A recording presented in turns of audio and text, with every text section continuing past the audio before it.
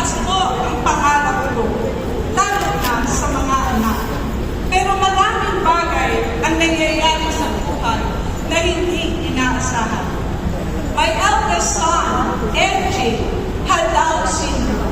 Mongoloid po siya at meron po siyang congenital heart disease. May butas po ang puso niya. Wala pa po kami niruli sa CFC when I gave birth to him in 1984. For a while, I suffered in silence when I learned of my son's disability and his congenital heart disorder. Sa una po, hindi ko matanggap kaagad ang health condition ng anak ko. Most days, I cried and complained to God about my son's predicament. Nagsimula po ako nagdasal sa mahal na Birhen. Nag-aral tungkol sa kanyang buhay. She guided me to pray the Holy Rosary daily with devotion. My first time to own a rosary was in 1986. Natuto po akong magnomina kay Mother of Perpetual Health. Magsimba every first Wednesday of the month sa Baclaran kasama si Rudy.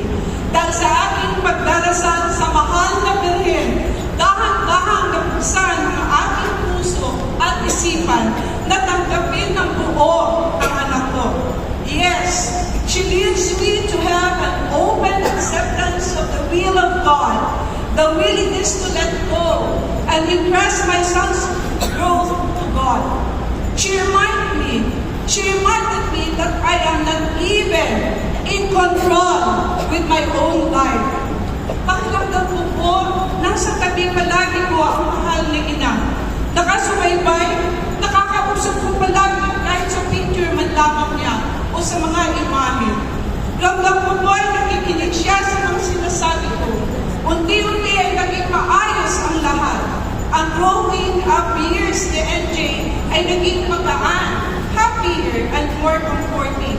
And because of this, Rudy and I started to say yes in our service in CFC community. Hanggang sa kamatayan ni NJ in 2017, I felt the utmost care of the Blessed Mother. She came to haste to comfort NJ Alam ko nakasabay ka kay Ate Rilda kayo ng to the hospital. Nakahiga po si NJ sa lap ko, nakapikit at nakangiti. While traveling to the hospital, Rudy and I prayed and singing the Hail Mary and our Father, assuring NJ that everything would be alright. Unknown to us, NJ was already gone. As the doctor pronounced him dead 10 minutes from the time we arrived in the hospital, NJ died at age 33. This age as Jesus. Matagal na. What a coincidence. Tumagal naman. Si NJ po ay died peacefully on my lap. May uliwalas ang kanya at may ngiti sa mga bibig niya. I mourned NJ's death, but I was reminded by Our Lady, Mary, Mediatrix of all grace. Sinabi niya that a child's death, when accepted as the will of the Father, is awarded for their resignation.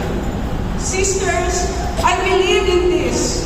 My tears of sorrow were gone and replaced with joy, thinking that NJ was in a better place. Noong June 1992 naman po, I delivered my third child, a daughter, and carried her for 9 months, a happy and healthy pregnancy. But she turned out not to be a well baby.